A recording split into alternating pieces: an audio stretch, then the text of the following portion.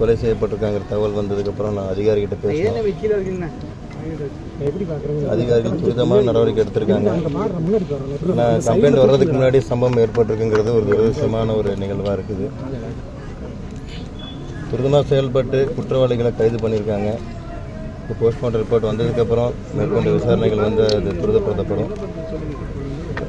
குற்றவாளிகள் 2 பேரும் இன்னைக்கு கஸ்டடியில் இருக்காங்க. நீதிமன்ற காவலில் கொண்டு போயிருக்காங்க. சார்ஜ் ஷீட் இமிடியேட்டாக போடணுங்கிறத நான் கேட்டிருக்கிறேன். குற்றவாளிகளுக்கு உச்சபட்ச தண்டனையை வாங்கி தரதில் அரசும் உறுதியாக இருக்குது. பாதிக்கப்பட்ட குடும்பங்களுக்கு தேவையான நிவாரணங்களுக்கு செய்யறதுக்கு நாங்கள் தயாராக இருக்கோம். இந்த மாதிரி சம்பவம் இதுவே இறுதியாக இருக்கணும், நாங்கள் உறுதியாக இருக்கிறோம். குற்றம் செய்யறவங்களுக்கு பயம் இருக்கணும். இனிமேல் இந்த மாதிரி குற்ற சம்பவத்தில் ஈடுபடுறது அது மாதிரி சிந்தனையே வரக்கூடாத அளவுக்கு தண்டனைகள் கடமைப்படுத்தப்படுறதுங்கிறது முதல்வருடைய எண்ணமாக இருக்குது. நிச்சயமாக செயல்படுத்துவார். இந்த குற்றவாளிக்கு உச்சபட்ச தண்டனையை பெற்றுத்தருவது எங்களோட கடமையாக இருக்குன்னு நிறுத்துது. இந்த கோவை மாவட்டத்தில் முழுவதும் கண்காணிப்பு பணி எப்படி இருக்கும்? இந்த சம்பவத்தை கோவை மட்டும் இல்லை சார், தமிழ்நாடு முழுவதுமாக சிங்கப்பெண்கள் திட்டம் வந்து வருகின்ற கூடிய விரைவில் லான்ச் ஆக போகுது. 27ஆம் தேதி சொல்லியிருக்காங்க. ஸோ 24ஆம் தேதி லான்ச் ஆகிறதுக்கு உண்டான ஏற்பாடுகள் வந்துட்டு இருக்குது. அதன் மூலமே வந்து எல்லா பகுதியின் கண்காணிப்பு தீவிரப்படுத்தப்படும். அது மட்டும் இல்லாமல் ஆர்டிஓ காவல்துறைகள் வச்சு ஒரு விழிப்புணர்வு பிரச்சாரங்கள் நாங்கள் செய்யறதுக்கு உண்டான வேலைகள் நாங்கள் ஏற்பட்டிருக்கோம். இதே போல் இந்த சம்பவத்தில் வந்து நிதியுதவி ஏதாவது தமிழகத்துக்கு? ஆமாம் சார், அறிவிப்பாங்க சார். முதலமைச்சர் அறிவிப்பாங்க, கூடியவர்கள் அறிவிப்பாங்க.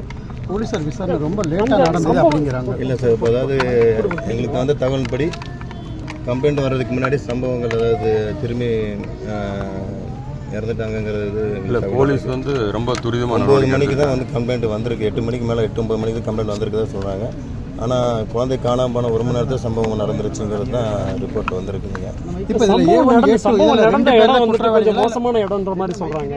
ஆல்ரெடி ஒரு 5 சம்பவம் அந்த இடத்துல நடந்திருக்கிறதாக சொல்கிறாங்க. இந்த இன்சிடென்ட் அந்த பகுதி நான் என்ன பார்வையில் நான் பார்த்துட்டு அதை நாங்கள் என்ன பண்ணணும்னு சொல்லிட்டு அதில் சரி பண்ணிடுறோம் சார். அந்த பகுதி வந்து அந்த ஒரு பாதுகாப்பு இல்லாத பகுதியாக இருக்கிறதா அது இப்போ சொன்னாங்க. 2.5 வருஷத்துக்கு முன்னால் அந்த மாதிரி ஒரு கம்ப்ளைண்ட் இருந்து அவர் ஒரு கம்யூனிஸ்ட்கார் வந்து கொடுத்துருக்காரு, கம்ப்ளைண்ட் கொடுத்துருக்காரு. ஆனால் நடவடிக்கை எடுக்காமல் வந்திருக்காங்க.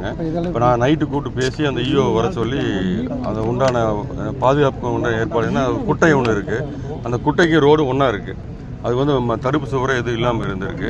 இப்போ அதுக்கு வந்து தடுப்பு சுவர் கட்டுறதுக்கு உண்டான வேலை பார்க்க சொல்லியிருக்கு. இப்போ அவங்க எஸ்டிமேட் போட்டு பண்ணுறேன்னு இருக்காங்க. அந்த பகுதியில் கண்காணிப்பு ஸ்ட்ரீட் லைட் இல்லை. இப்போ அது அக்யூஸ்ட் 2 பேர் மோகன்ராஜ் கார்த்திக் இது இல்லாமல் வேறு ஏதாவது அக்யூஸ்ட் இருக்காங்களா? அது விசாரணை வந்து காவல்துறை எடுத்துகிட்டு இருக்காங்க. இப்போதைக்கு 2 பேர் தான் சொல்லியிருக்காங்க. அது விசாரணை முடிஞ்சதுக்கப்புறம் தான் சார் அவங்க உறவினர் வந்து உச்சபட்ச தண்டனை வேணும். நிச்சயமாக அதில் வந்து அரசு, எங்களுடைய அரசு நிச்சயமாக நாங்களும் உறுதியாக தான் இருக்கிறோம். அதில் எந்த ஒரு காம்ப்ரமைஸ் இல்லைங்க. குற்றவாளி யாராக இருந்தாலும் நிச்சயமாக தண்டனை கடுமையாக இருக்கும். அதில் நாங்கள் உறுதியாக இருக்கிறோம். எல்லா குட்டைகளும் பார்த்தீங்கன்னா ஆறுகள் குட்டைகள் இந்த பக்கத்தில் தான் நடந்திருக்கு. அதுக்கு ஏதாவது அந்த பகுதியில் கண்காணிப்பு அதிகப்படுத்தப்பட அதுக்குண்டான ஏற்பாடு எனக்கு செய்யும்.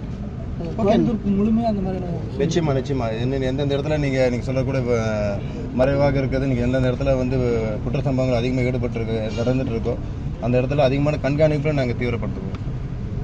Okay, thank you.